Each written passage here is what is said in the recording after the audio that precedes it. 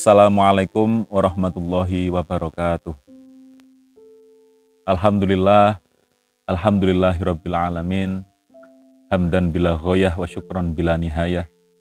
Wassalatu wassalamu ala sayyidina wa habibina wa syafi'ina wa maulana Muhammadin wa ala alihi wa sahbihi ajma'in. Rabbi shrah li sadri wa yassir li amri wahlul 'uqdatam min lisani yafqahu qawli, amma ba'du.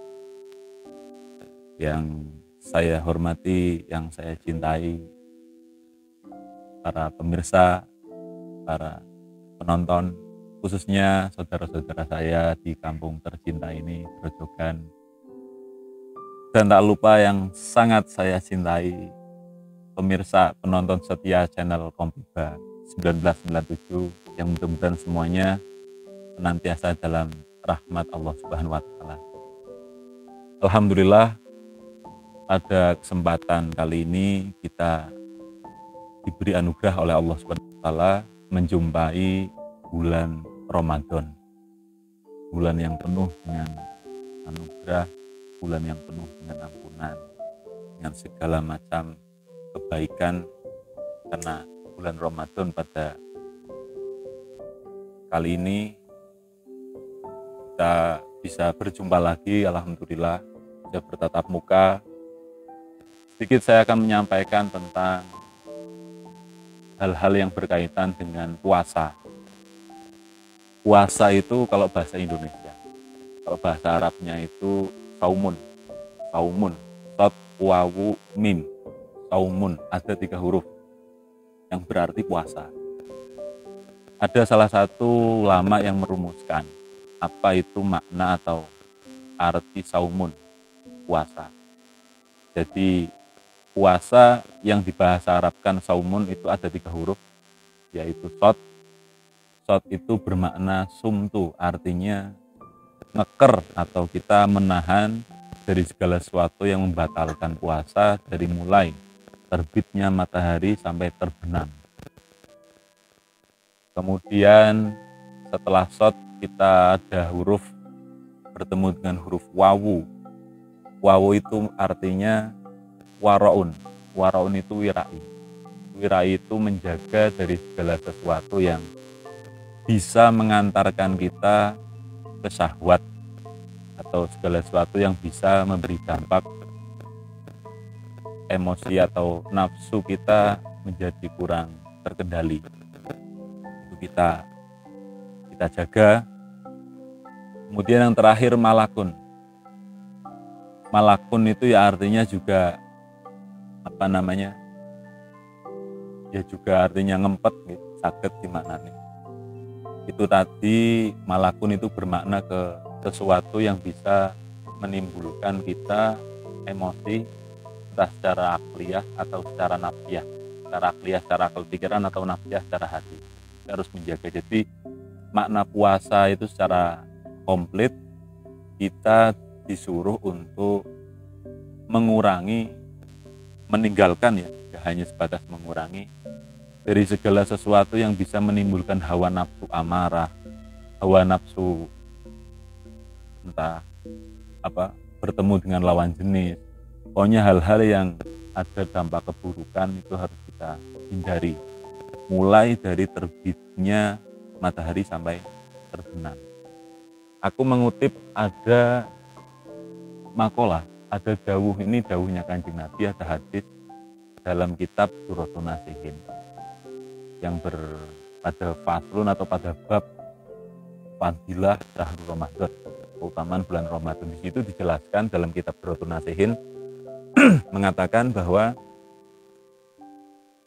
khamsatun taghtabitu aitabtulu saumahu. Ada 5 hal yang dapat menyebabkan puasa kita itu menjadi sia-sia, bahkan bisa membatalkan.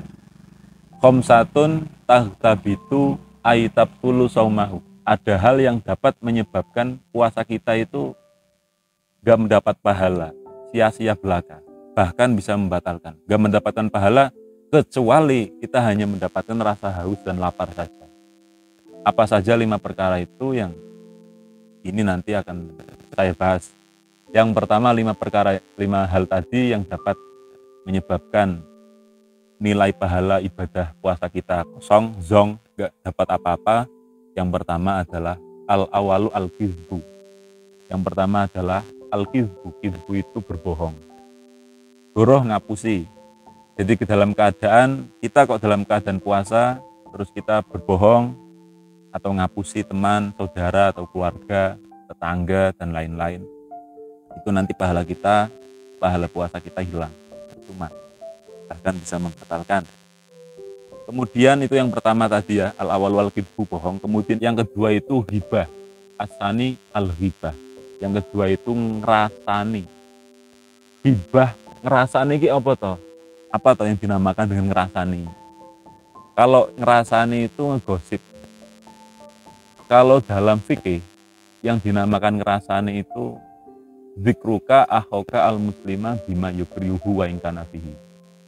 Jadi yang namanya ngerasani itu kita menjelaskan hal atau perkaranya orang lain. Sekiranya orang lain itu akan marah ketika perkaranya itu kita bahas dengan orang lain. Itu namanya ghibah. Kalau misal ada sesuatu, ada perkaranya orang lain tapi kebaikan, dan kita yakin kalau kita membahas perkaranya dia itu dia enggak marah, itu bukan ghibah. Boleh enggak? Boleh, enggak masalah. Selama orang kita berkeyakinan dia enggak akan marah kalau perkaranya ini diceritakan. Tapi kalau sesuatu yang sudah berkaitan dengan aib, dengan kekurangan atau dosanya orang kita bahas, itu malah kita yang dosa. Menyebarkan keburukan itu jelas dosa. Nah, itu yang kedua.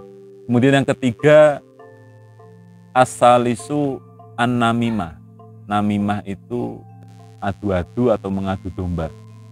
Kontroversi bisa masuk. Atau provokator bisa.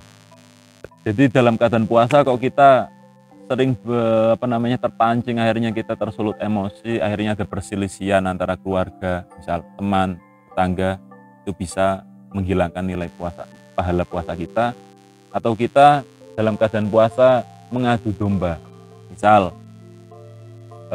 kita ada teman kita, terus kita bilang ke teman, sampean itu katanya gini, sampean itu katanya orangnya gini nih, kata si A.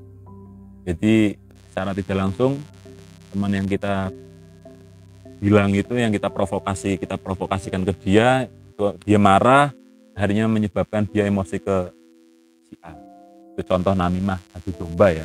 Itu dapat menghilangkan nilai puasa, pahala puasa. Kemudian yang keempat, yamin al-ghumus, sumpah palsu. Jadi dalam keadaan puasa kok orang kok berani bersumpah, entah atas, bahkan yang lebih parahnya lagi itu sumpah dengan membawa kata-kata qasam, membawa kata-kata Allah Subhanahu wa taala. Misal billahi wallahi tallahi, itu harus kita hindari itu. Jangan sampai kita bersumpah menggunakan kalimat-kalimat seperti itu.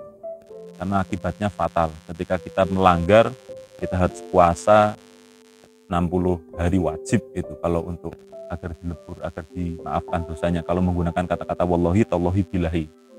Jadi dalam keadaan puasa kok umpama ada seorang yang sumpah tapi dia tidak sesuai dengan aslinya, maka pahala puasanya bisa hilang. Dan yang terakhir tadi, yang kelima adalah an-nadhru bisyahwat, melihat dengan hawa nafsu. Jadi semisal dalam keadaan puasa kita jalan-jalan keluar terus bertemu dengan mbak-mbak atau lawan jenis yang bisa meningkatkan, bisa memancing gairah sehingga kita terpancing, akhirnya ada hawa nafsu dalam hati, ada mailul qalbi ya, hati itu sudah condong ke apa yang kita lihat, itu nanti pahala puasanya bisa zong, hanya dapat haus dan lapar. Jadi kita sebisa mungkin selama kita dalam keadaan puasa, kita harus menjaga dari 5 hal tadi. Nah, 5 hal tadi itu dikumpulkan dalam sebuah syair. Kita nanti sholawat bareng kan. Ini ben biar kita ingat, biar mudah diingat, tak nyanyikan, tak syairkan. Limang perkara ingkang lebur ganjarane wong kang puasa, siji goroh loro ngrasani, telu adu-adu, papat sumpah palsu, kaping limone ningali kelawan nafsu. Astagfirullah Rabbal baraya, astagfirullah minal khotoya, Rabbi zidni ilman nafi'a wa wafiqni amalan sholihah. Mungkin pertemuan hari ini, malam ini cukup sampai di sini dulu. Mudah-mudahan apa yang tadi saya sampaikan ada manfaatnya, membawa kemanfaatan, keberkahan, dan kemaslahatan fiddin wa dunya hatal akhirah. Dari saya, ada kata-kata yang keliru, banyak kekurangan, mohon maaf. Akhirul qouli hadza wal afu minkum, wallahul muwaffiq ila aqwamit thoriq. Wassalamualaikum warahmatullahi wabarakatuh.